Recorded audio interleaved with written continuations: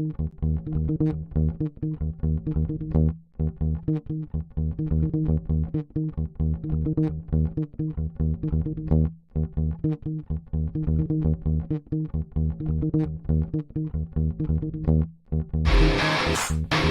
right. Welcome back.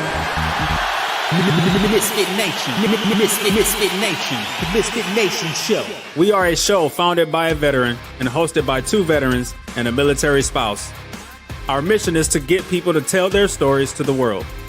If you're an author, share your tips with the Misfit Nation. If you're a musician or an actor, our audience needs to know how they too can get into the business. Coaches, we love our coaches. Come on and share your tips with the Misfit Nation to help them become better versions of themselves. If you are a corporate leader or an entrepreneur, come on and show how you did it and how hard you have fought for success. If you are a veteran, first responder, or Gold Star family, we would love to have you come on and share your story with the Misfit Nation. We always have time for you. If you're feeling down, alone, or starting to see the darkness, Stop. Think about those who are around you. You are not alone. You will be missed. If you feel like your problems will be a burden to those in your inner circle or feel embarrassed, dial 988. If you are a veteran, take option 1. We need you to keep pushing forward. Don't make a permanent solution to a temporary problem. If you are a new listener, welcome to the Misfit Nation Show. Be sure to subscribe to our show on your favorite podcast app. Also on our YouTube channel at @the_Misfit Nation. Subscribe and click the bell to keep you up to date on our latest episodes and all of our news. You can also find us on Heroes Media Group and About Face Radio. Now, let's get to the show!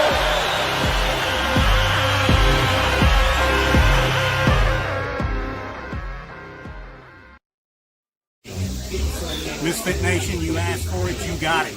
You got Steven and Jake, Cagney and Lacey from the ToosDay Crue together. One place at one time. See you Tuesday. Thanks for your support for the Misfit Nation. I love you, Misfit Nation. Love y'all.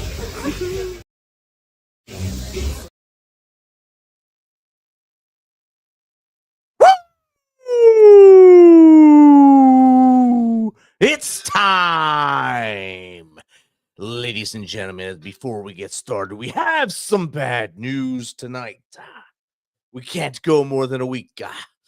Tonight, we remember Lieutenant Albert Stout Jr., Robstown Police Department, Texas. End of watch, Wednesday, August 6th, 2025. And closer to home, we remember Staff Sergeant Dylan Cisneros, Fort Campbell, Kentucky, August 11th, 2025. Let's keep both these warriors, families, friends, peers in your thoughts and prayers as they go through this sudden change in life. Now, Misfits around the world, it's that time again. Listen up. Tonight just ain't another Tuesday. This is where legends speak, warriors rise, and you remember what you're made of. We don't just talk about grit here. We live it. We don't just tell stories. We drop bombs like a fire in your soul. You've been through the storms. You fought your battles, and you're still standing. Tonight, we turn that strength into power. So get on your feet, get loud, and show the world that nothing can stop a misfit with a mission. It's time for the Kings of Chaos, the voices of resilience, the unstoppable force, the ToosDay Crue. Wow. Hey. Good evening, everybody. How are you? Good evening. Good evening. Hey, Steven, what do you think about them two sexy sons of bitches that Rich showed in that video? We were looking a little odd in that video, but, we had cake in our hand. We might have had a drink or two in us. I'm not sure. I tell you And what. I looked a lot like Uncle Fester, but, Yeah, hey, that cake was amazing.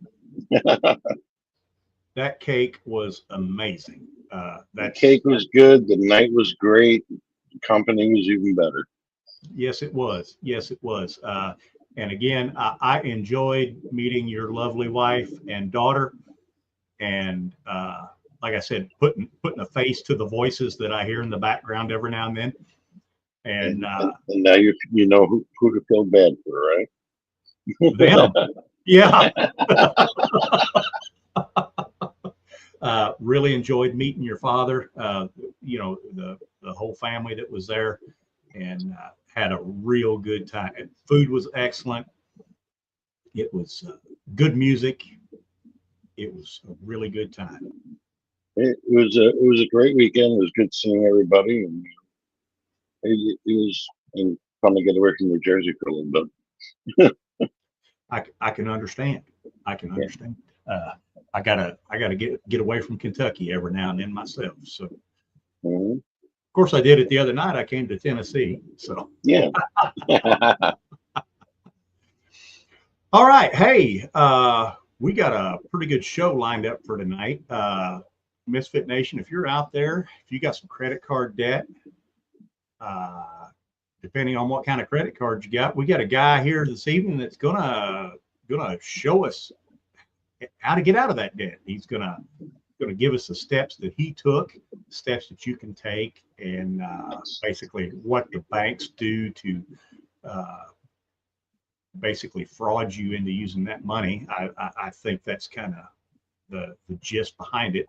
His name is Tommy Kilpatrick. He's the author of the book Forgive and Forget: How to Nuke Your Credit Card Debt. And he is going to come in here.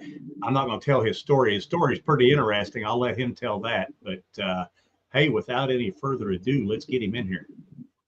Good evening, Tommy. How are you? Very much. How's it going, Tommy? It's going fantastic. I'm alive and well, and here in the Philippines. Good deal. Good deal. Well, hey, it's probably just as warm there as it is here. It's very warm here. Yes, it is.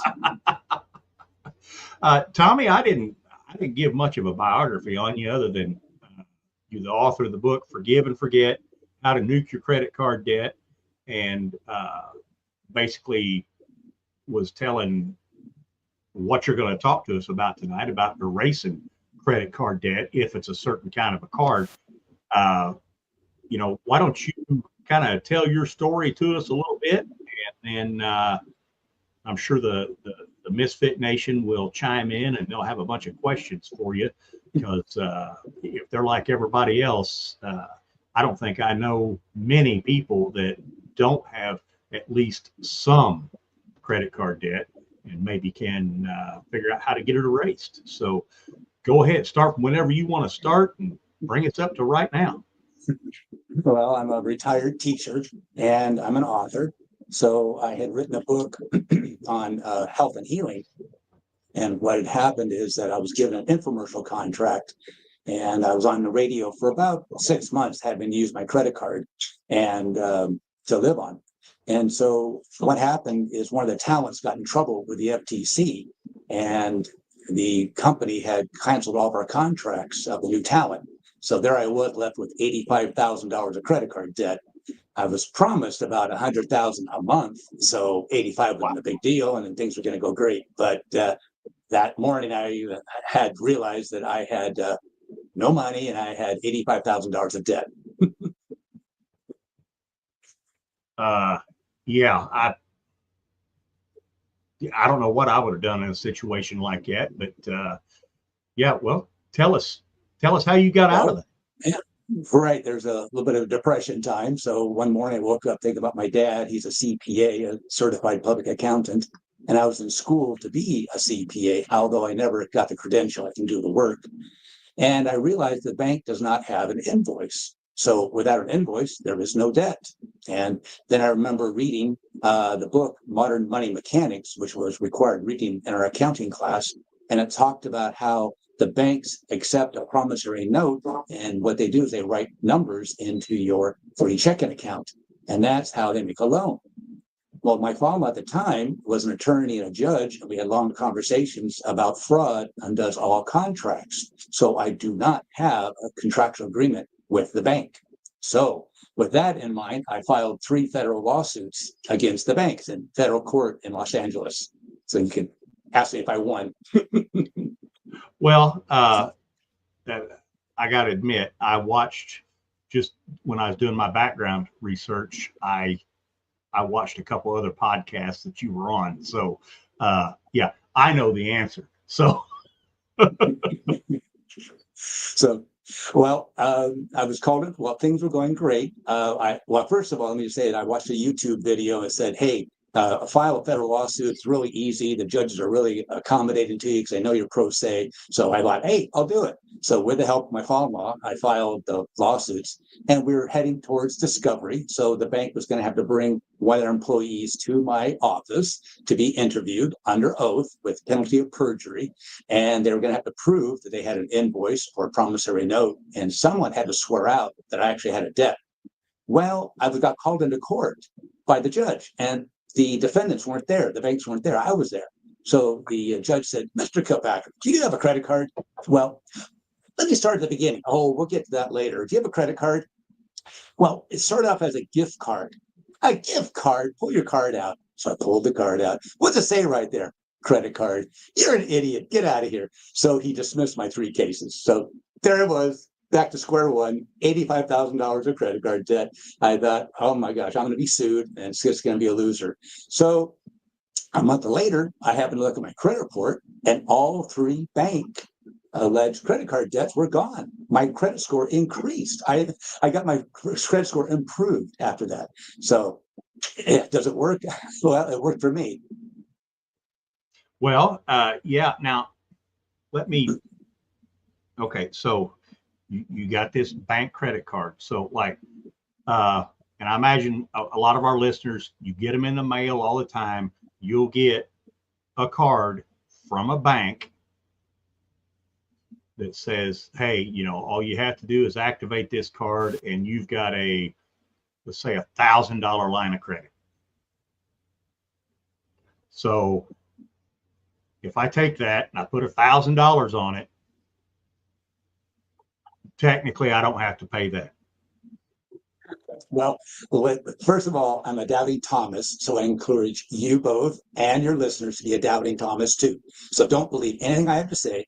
I'll have some show notes there for you so you can look at the links and see what I'm saying is true. But send this podcast to your CPA or anyone who's had one class of accounting, and they'll tell you I'm actually 100% correct. So I don't help anybody unless they have a third party tell them I'm right. So from that being said, what we start off with is there's a crime happening. That's why I have revealed a worldwide bank fraud. So let's talk about words. Language is law, and language and law is language. So if you say you have credit card debt, you got it.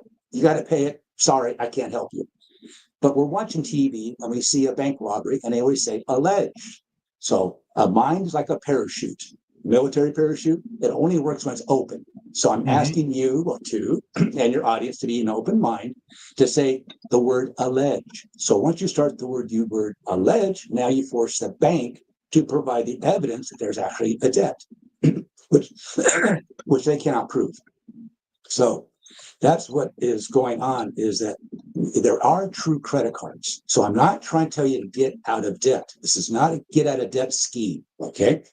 So let's say you need tires for your car, and you go to a tire store and you say $1,000 or $2,000. I don't have it. They don't have it. But they say, "Hey, Lacey, hey, Cagney, why don't you just apply for the in-store credit card and see if you approved?" Well, go and hope you're approved. Great. So you drive away and with new tires on your car, and you didn't pay for them. Okay. At the end of the month, you get a statement. That's true. Is an outstanding unpaid invoice, which is true. You have to pay that. You took their tires. You promised to pay them. They did a service for you. So you have to pay them. Legally, morally, you have to pay them. But how about a Walmart card? How about Amazon? How about a department store? Look on the back of your card. If it says issued by Bank of America, Citibank, Wells Fargo, Bank of London, Bank of India, those are a phony card, and they did not do a service to you. They cannot provide you an invoice. Okay. Oh, All right. Okay. Okay. Did the bank put tires on your car? No, Did they come out to your house and do a plumbing job? Do No. they have an outstanding unpaid invoice? No. Yeah. So there is no debt. They cannot issue a credit card. Banks cannot do that. They're not a merchant. So when you go into a merchant and they give you some service or a product, you don't ask them, hey, can I borrow $10,000? No, that's what the banks do. The banks are into loans. They're not into providing goods and services. okay. But now that would work different. So the trick is it's got to be on a card. Like that works different than say like a line of credit. Well, it's back to a loan. So that's where we have to go with that direction. Okay. So Okay. once we establish that the bank does not have an invoice, so if you ask them for an invoice, they don't have one. Once we establish that, now you're saying it's a loan. So that's part of the game the banks are playing with you. On the one side, it appears that they are a merchant giving you services. On the other side, they're saying, oh, we're a bank, we give you a loan. Okay. So when you have no money and you go into a bank, you expect to come out with money, maybe not with a gun, but you know what I mean? You apply for a loan. Let me ask you a question. If you apply for a loan at a bank and they turn you down, do you still get the loan? Cagney, Lacey, No. what do you get? You still get the loan? No. Of course not. You're turned down, you go away, you don't get it. But if you're approved, because that's what an application means, it means a request. You are asking. So you have to go into the bank and fill out loan documents. You've got to remember doing that, both of you, right? You fill out all those papers, right? And a page per page, and all these things. You have to prove that you have an income. Because how are you going to pay the loan back?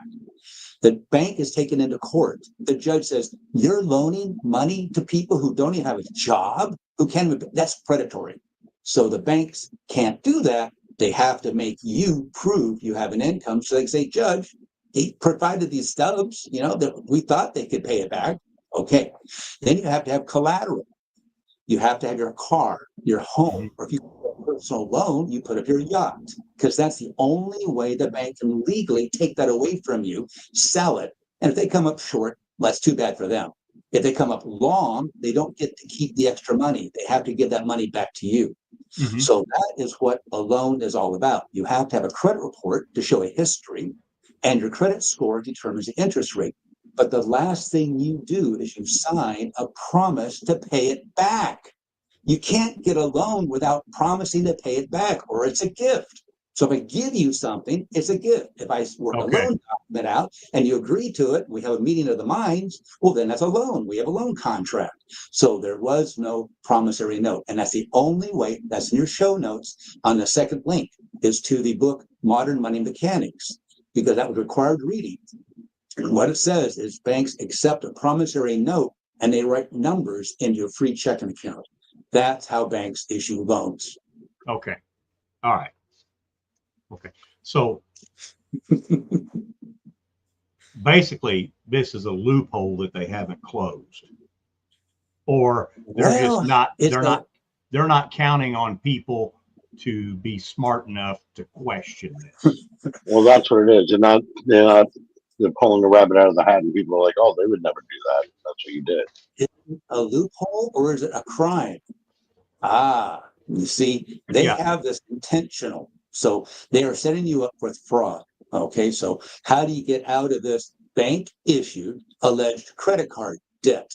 That's the right terminology. So if you use the criminal's language, like credit report, like credit balance and things like that, and credit card, you're going to lose the argument. You have to start with the truth. And the truth is they gave you a card. They gave, without even asking, without applying, you got them in the mail. Pre-approved, go ahead and use it. So what'd you do? You got this card. I call it a gift card. You can call it a credit card. You'll lose. Start using my language. You got a gift card. You didn't buy it. You didn't make a loan for it. It just came in the mail. I call that a gift. So years ago, the banks had to get you to be a customer, and they would buy toasters and wall clocks and have them in the bank. When you came in, they say, "Hey, fill out a make a deposit, open up an account with us, and we'll give you this toaster. And back then it was a big deal to have a toaster.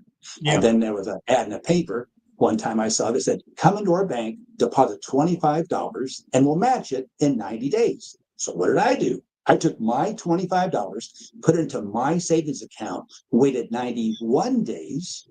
There was $50 in my account. I went in, took it out, and closed the account. Now, I took $25 of the bank's money. Is that illegal? No, they gave it to bank you. off? Is that immoral? I mean, answer that question. Is that immoral what I did? No, they gave it to you. No, they gave it to me. That's part of the deal. Well, it's the same thing with your $500 credit card. You think it's a $500 credit card. No, it's a $500 gift card. So they sent you this gift card without any loan application, without even knowing you can pay it back. They didn't care because that came from their advertising budget, just like the wall clock, just like that. So in the show notes, in the fourth link, there's a guy on YouTube that says, do that. I've made $361 by going into a bank or doing it online, sending them money, waiting a period, taking the money out and closing the account. He's ahead $361. Well, I'm saying you're ahead 500. You're ahead 500,000. It doesn't matter. So what'd you do with your gift card? You spent it. You went to, let's say, Home Depot, and you bought a toilet, let's say a golden throne. So there you are walking out your toilet, and a guy at the door said, wait a second, did you pay for that? You didn't pay for that, did you? $500 did not come out of your pocket. So who paid Home Depot that night or the next day? The credit card. Yeah. Who paid? The bank. Yeah, Right? the bank paid. Yeah, the bank paid. Now, where did the bank get the money? It's from their advertising budget. So their advertising budget fronted you $500 to get you as a customer. This is the scam. This is a scheme going on. Once they got you in, look it up yourself. I did this 2 months ago. I said, what's the average amount that a person pays on their credit card fees? It's $23.04. So if a bank has 1 million cardholders, they're bringing in $23 million a month. In my calculations, I figured that's about 1/4 of their profits. So this is not a loophole. This is not something they can close up. This is a crime. They are committing fraud, making you pay $23.04 on average a month for a free checking account. And that's what it is. It's a free checking account. Yeah. Now let's run this down. Let's keep 23 million customers. Okay, we've got Yeah. that. Well, a million customers Yeah, within $23 million a month. Okay, yeah. However many customers they have, each one of us, let's say, has $10,000 or however much on these gift cards. All of us take it to court, decide not to pay. Now, we do that. Bank folds, whatever, runs out of money. And then, we've seen this happen before.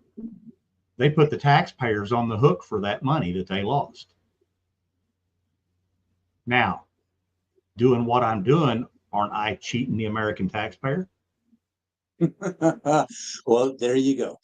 Let me just ask you a question. Is it possible for you, your audience, and me too, to have been lied to, indoctrinated, and brainwashed? Is it possible? It's possible, yes. It's possible. Okay.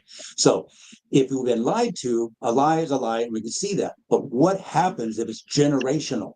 What happens if your parents teach you a lie and their parents taught them a lie, and you've been told this is a credit card and you owe the money? Well, there you go. Now, if you don't question it, you've been brainwashed. So you have been indoctrinated, because we just covered that was a gift the bank gave you, like they would give you a wall clock or a toaster or $25 to match their $25, because what they're doing is charging you $23.04 on a free checking account. In about 22 months, they've made back their $500, right? And now you're paying $23 on average for the next 10, 15, 20 years at 79.9% interest. One podcaster told me he's paying not $800 a year for his free checking account. So that's how the banks are making money. So if you start off with their verbiage, you got the card, you have a credit card, you spent the money, of course you did, and now you owe the money. You've got the Stockholm syndrome. You've adopted your abuser, your person who is committing a crime. You've identified with them, and everything you say is what they belong to. I'm trying to stop that brainwashing by just one question of alleged. Let's back this up. So you take your gift card that I call it a gift card, you call it whatever you want, but you take your gift card to go Home Depot. They got you as a customer. You wrote a check, and you got a statement at the end of the month. Now, did you get one from Home Depot for an outstanding unpaid invoice? No, I get one from the bank that Home Depot uses. Right. And from the bank, you have a normal checking account. You get a statement at the end of the month. And is that a bill? On a normal checking account, is that a bill? No. No, it's not a bill. It's a statement. You see, I have an experience you don't have. When I was in school to be a CPA, I dropped out of school and my first job was an accountant. I was doing accounts payable. I had the CFO, which was a CPA. He came up to me and pointed a finger in my face and said, if you pay for a mistake, I'm going to fire you. That's an impression I have for the rest of my life. Because he said that the owners of the company might have made a deal with the company. We don't owe it.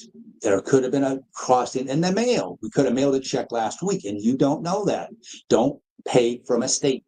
Only pay from an invoice. And look up here, it's a department head signature. Only pay from an approved invoice that we say is okay to pay. So that's what you do. You do not pay from a statement. So you're a good person. You've been lied to. You've been indoctrinated. You're not questioning anything. You're going to write a check out because you owe the money. Morally, legally, you owe the bank money. No, you don't, but you do. So you write a check out from your bank of, let's say, bank of, just call your local bank, like Bank of Washington State or something like that. And you write that check out to Bank of America. Now, isn't that the first time Bank of America has ever gotten your money? No. Think about it. A card came in the mail. Bank of America sent you a card. You didn't ask for it. It just came in the mail. You used it at Home Depot. You get a statement from Bank of America saying pay it. You write a check out from your personal bank, a Bank of Washington, and you mail it off to Bank of America. Now, isn't that the first time the Bank of America has ever seen your money? Yeah. See, you get it?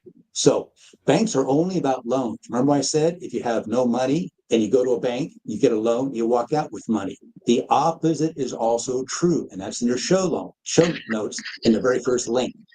You do not make a deposit. What you're doing is you're loaning the bank money. So you take money and put it into a bank and walk out without it.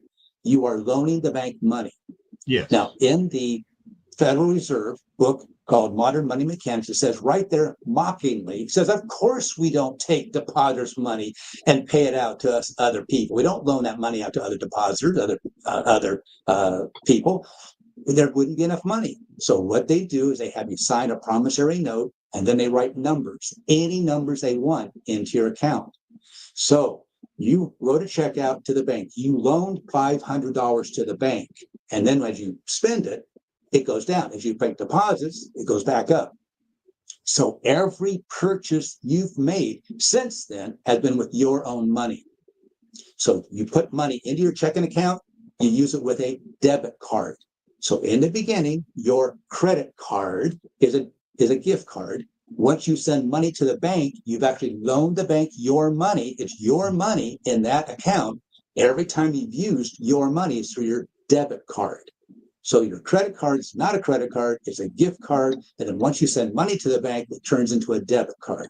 And that's where you're stuck paying interest, late fees, annual fees on a free checking account. Okay. All right. Takes a little while to you've been brainwashed and indoctrinated for so long. Just open your mind up. Yeah. Hey, we're going to take just a short break here. I'm going to recap Misfit Nation, ToosDay Crue. We are talking to Tommy Kilpatrick. He is the author of Forgive and Forget, How to Nuke Your Credit Card Debt. And we have went through some examples on how to do that. We're going to take a little break here, and we are going to answer some questions. You want to run through those, Stephen?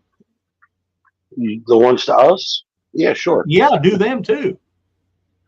All right, Snack Attack wants to know which one of you is in charge of the snacks and which one was in charge of quality control, aka eating half of them before the guests arrived. We were the guests at the party, Yes. so we rummaged through all the snacks, but we didn't actually get there before everybody started eating them.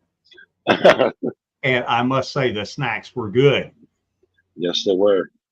I heard Boobies wants to know, Jake and Steve, be honest. Did you pick each other's costumes, or is this just a beautiful accident of bad decision making? Yes. No, we didn't pick each other's costumes. We did not. I went with things that I had around the house, and I can dress up like Farmer Fran any day of the week. So, and me being bald, all I did was put black makeup around my eyes, and I was Uncle Fester. Lima, not Peru. If there's a dance off, who's bringing the moves and who's bringing the emergency medical attention? I tell you what, I don't think either of us are really going to move that much. No, I don't dance much unless it is buckle rubbing with Mrs. Holland, and that's about as fast as I get. And real quick, don't forget to check us out on Mondays on Reach Across America at 3 p.m. Eastern. There we go, right there. And now back to the show. Wait. Oh, hey, Hillbilly JoJo. So if I use my credit card to buy some beer and drive home drinking it, can I get out of the DUI by contesting the card? I don't think that's how that works, but you can try anything, man. You know, it ain't stupid if it works. What just happened? I don't know, but I don't see you anymore. Oh, well, Stephen disappeared on us. He'll be back up here in a minute. Hey, Misfit Nation out there listening. Hey, Frank, you have a great week too. Thank you. If you're feeling the darkness, you're feeling the pain, please reach out, talk to someone, get on that phone, dial 988. If you're a veteran, take option 1.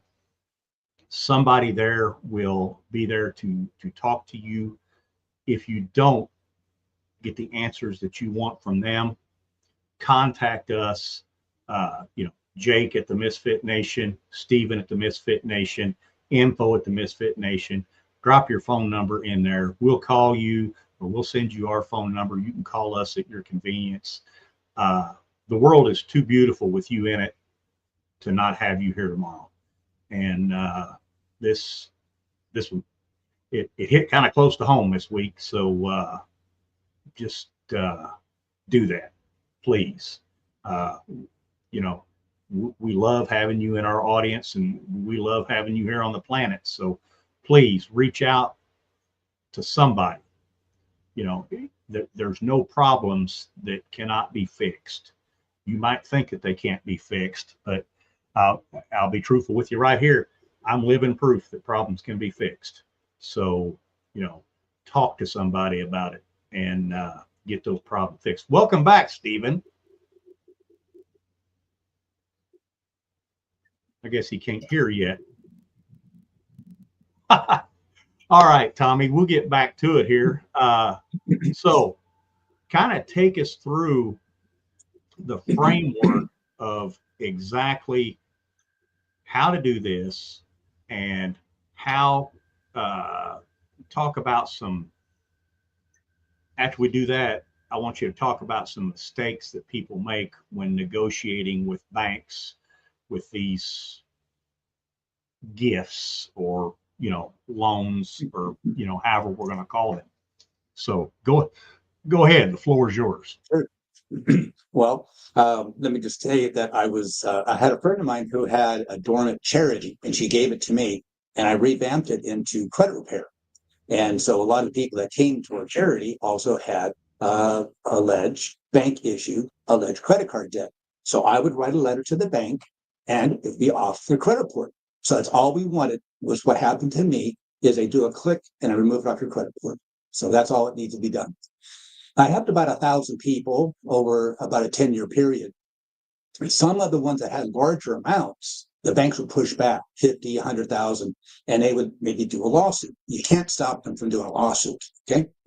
So what we would do is I had an expert CPA witness, and he would testify that, first of all, there is no credit card. The banks do not have an invoice. If they have one, we agree to pay it, send it over to us. And there is no loan because they violated federal banking regulations. They can't issue loans without a promise to pay it back.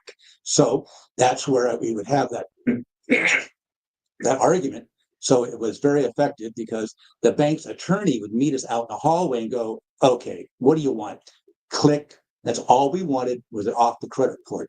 And we'd also say there'll be no 1099-C. Now, I have to kind of explain that a little bit because if you borrow $100,000 from a bank and you don't pay it back, they tell the IRS you got $100,000. Not to be a rat fink, but what they're doing is they're able to take that as a deduction. That is bad loan. It's a loss on their income taxes, so they pay less income taxes. So when I filed my federal lawsuit, I included in there that said, if you file a 1099-C against me, I'm going to file a 3949-A against you. So my dad being a CPA, I grew up with the IRS as part of my DNA, so I've got it down. So this is a form you let the IRS know of fraud. And so the bank knew if they did that to me or any of my charitable clients, then that's what would happen. And so they never filed a 1099-C on me. So I didn't have to pay taxes on a loan I never got. So that's the thing that you have to keep that in mind.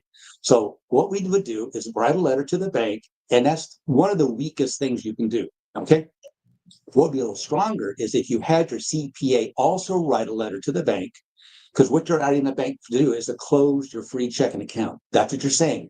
Please close my free checking account, but you better take your money out first. If you use the criminal's language, max out your card, I'm telling you to withdraw your money out of your checking account. So if you don't do that, they're going to confiscate it. There is no such thing as reducing your credit limit. That is a theft.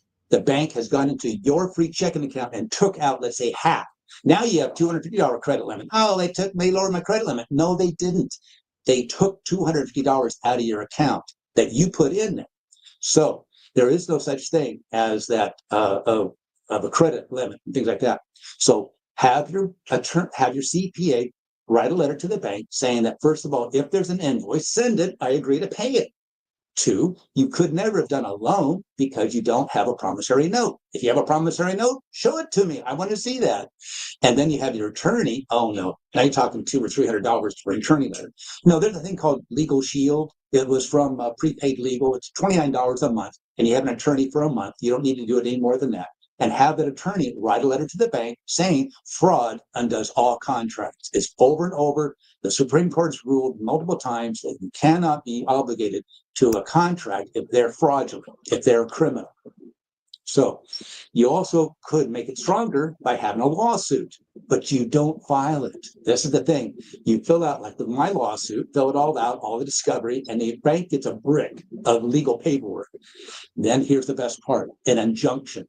Now, I mention that now because most people in the audience know what I'm talking about. Trump does one thing, someone runs into court, files an injunction, everything stops, right?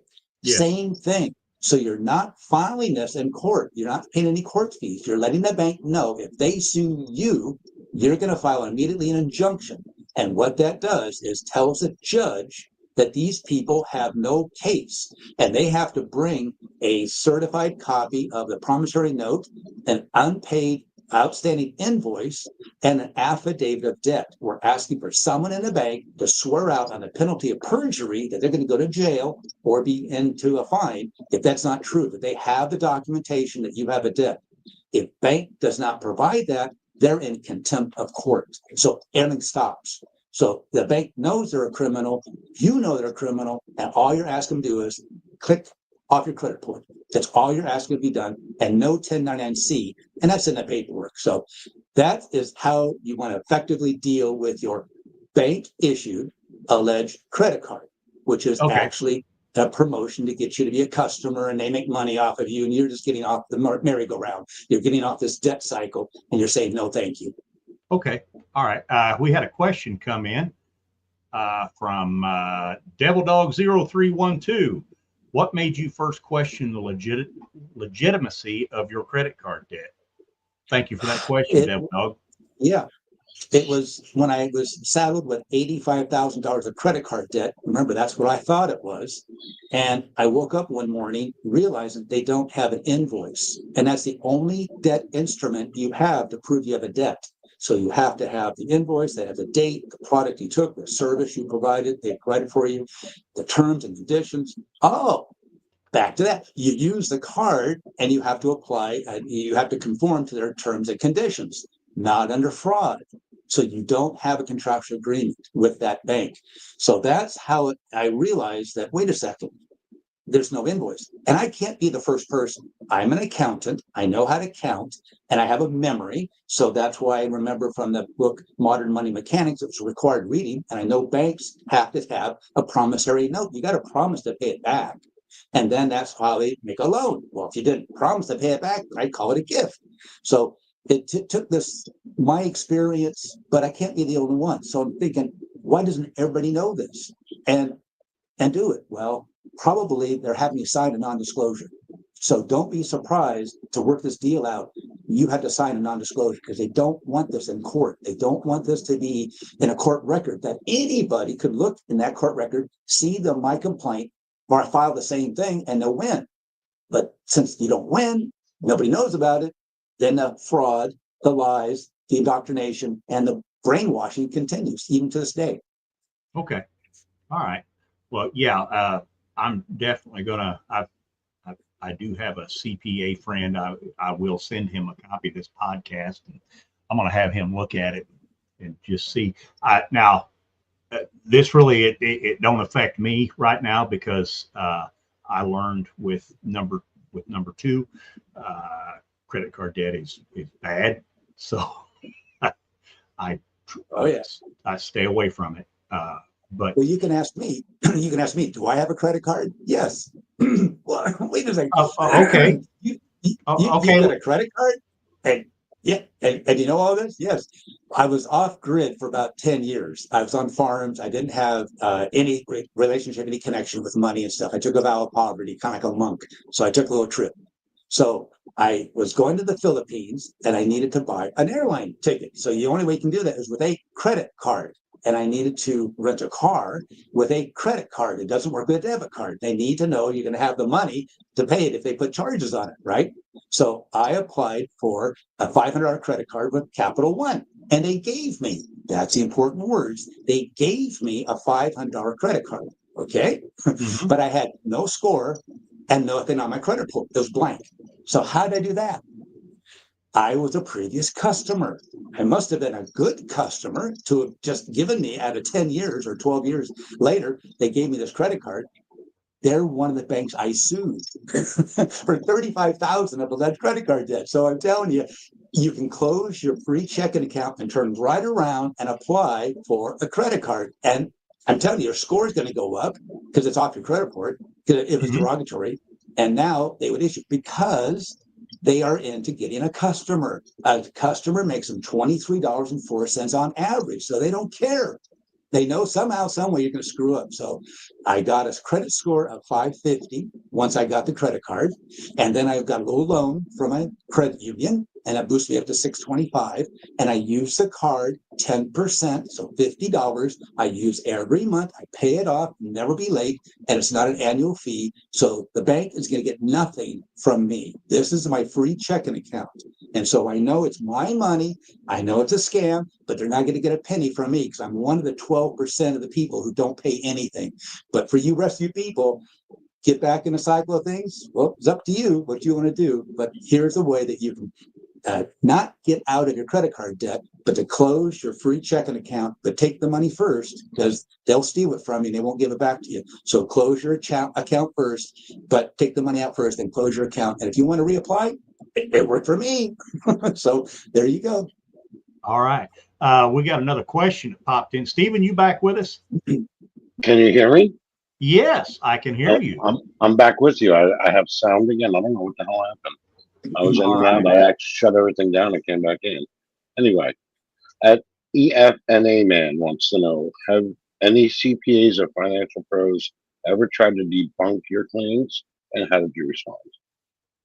That's perfect. I love it because that's the first thing I said. Don't believe anything I have to say. Go to the show notes and you can see the links that banks do not issue loans and they don't take deposits and they don't loan out depositors money. And so you only involved in loans. So either you go in and get a loan from them or you take money and deposit in and it's a loan to them. So how the CPAs work is read my book. In my book on one chapter called Act 1, Scene 1 is what happened to me. It's going to happen to me several times when I had my expert witness, a CPA, in court with me. Okay, so it's a scenario of the defendant, a credit card holder. She thinks she has credit cards. She went to an attorney and tried to fight this. So the judge said the first thing to the attorney, "Attorney, do you have a credit card?" "Yes, I do." "Do you use it?" "Yes, I do." "Do you get a bill at the end of the month?" "Yes, I do." "Do you pay it every month?" "Yes, I do." "And what if you didn't?" "Well, I'd be in collections. I'd probably be here in front of you." "Exactly. Mr. Attorney, I'm going to have you disbarred because you're bringing a fraud to the court." He goes, wait, 1 second. My client has a day in court, right? A presumed innocence. Okay, let's see where it goes. That's when a CPA comes up on a stand, and now the attorney says, "The judge asked me if I had a credit card. Do I have a credit card?" And the CPA says, "No." "How is it not a credit card?" "It's not, they don't have an invoice. They don't issue credit. They do a loan." "Okay, do they give me a loan?" "No." "Why didn't they give me a loan?" "Because you didn't sign a promissory note." "Okay." So it's in a scenario. So have your CPA just read that one chapter in my book, and I have a free 15-minute consultation. So do the consultation, and I'll give you my $69 book for free. So you can send that to your CPA and have them tell you, first of all, the bank does not have an invoice. So if you want to take the devil's advocate, "Oh, he's full of baloney." Okay, let's go that direction. Does the bank have an invoice? No. Does the bank have a promissory note? No. Does fraud undo all contracts? Well, I don't know about that. Let's say I buy your house, Lacey, and you own it, and I'm making payments to you. But you didn't inform me you dumped toxic waste in a backyard. Now, my kids and my wife are all getting sick. I'm going to die if I stay there another day because you dumped toxic waste. Do I have to keep staying in that house? Do I have to keep paying you every month? No. You're a criminal. You didn't disclose. Disclosure is the important thing about a contract. So the bank did not disclose to you that this was a free checking account and we're going to charge you $23.04 on average per month. That's the crime they committed. So I have had several podcasters from London who are actually ACA. In their terminology, that's a CPA in London. And they did not have any argument against me because how can you argue against me? One, do they have an invoice? If they have an invoice, send it to me and I'll pay it. Two, is there a loan? Well, where's the loan documents? Where's the promise to pay it back? So without that, there is no argument against me. I have the truth. And the truth is always will set you free. John 8:32. All right. Hey, I got a couple more questions here.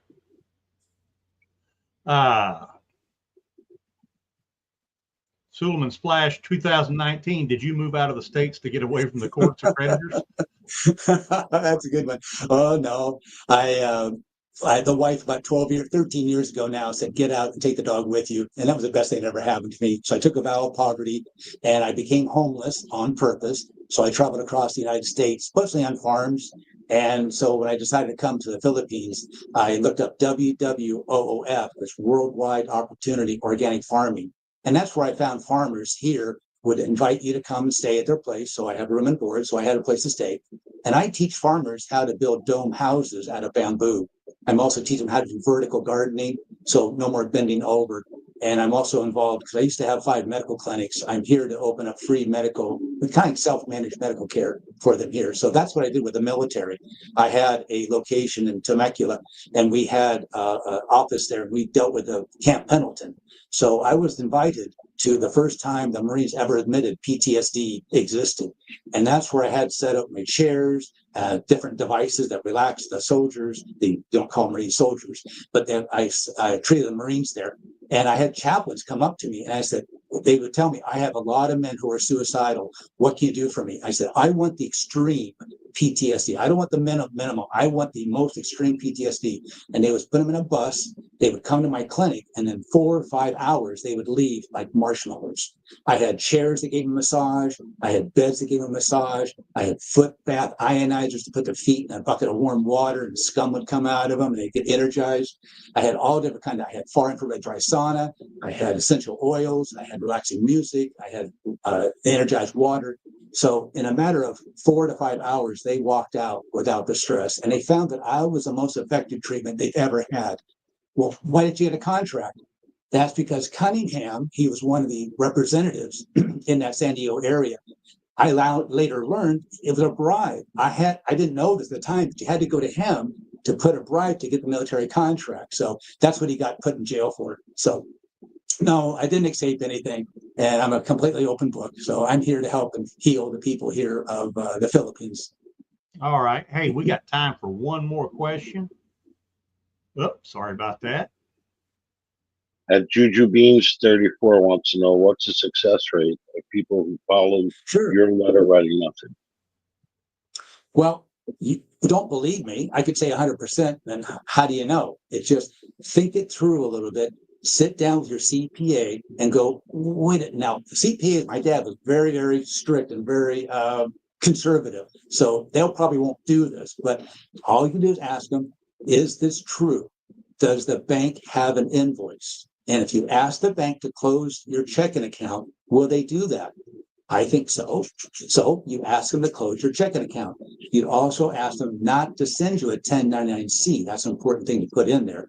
Then what you do is you have your CPA say, if you have an outstanding unpaid invoice, please send it to me and I will pay it. Okay, so we're already offering to settle this debt if they have it.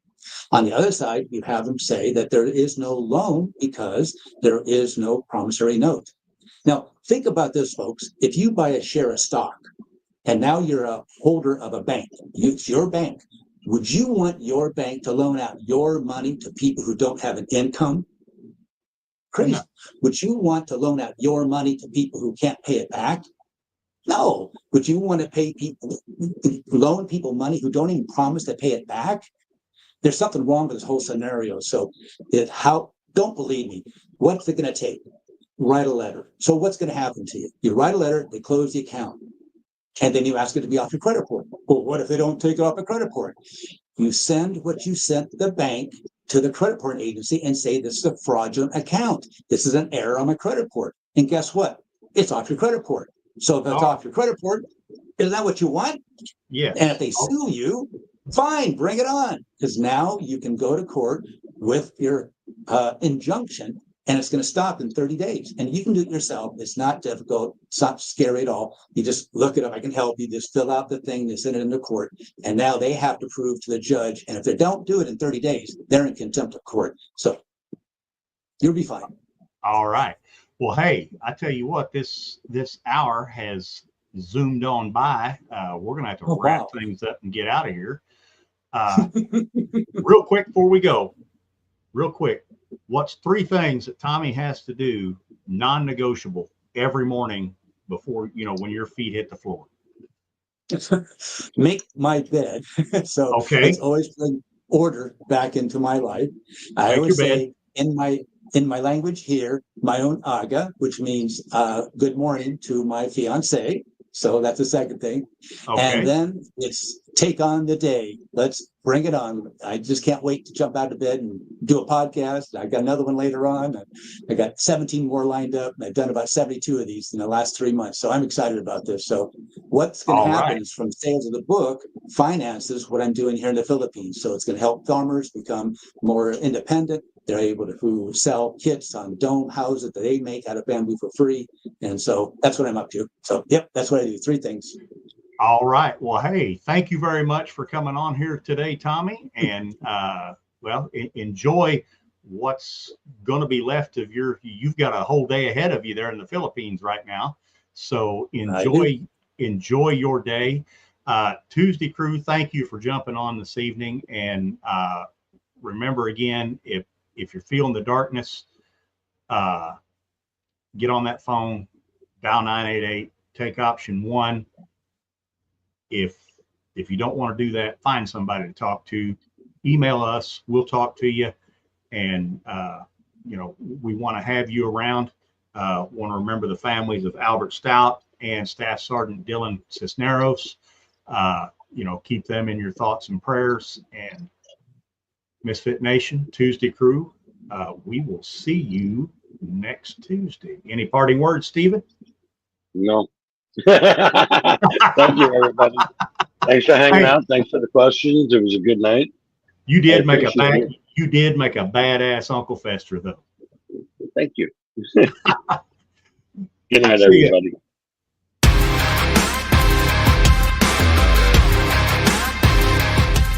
Thanks for checking us out and being a part of the Misfit Nation show. Don't forget to visit our website at themisfitnation.com. That's themisfitnation.com. Check out all our past episodes and get some of the great Misfit Nation gear for you and your family. As always, be humble, stay hungry, and keep hustling because we are Misfit Nation. Misfit